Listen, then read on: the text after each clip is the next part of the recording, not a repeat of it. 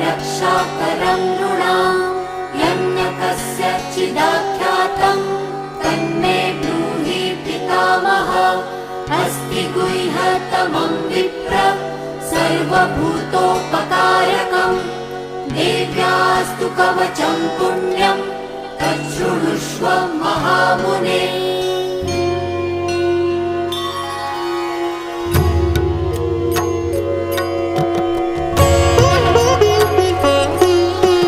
प्रथमं शैलपुत्री च द्वितीयं ब्रह्मचारिणी तृतीयं चन्द्रघण्टेति कूष्माण्डेति चतुर्थकं पञ्चमं स्कन्दमातेति षष्ठं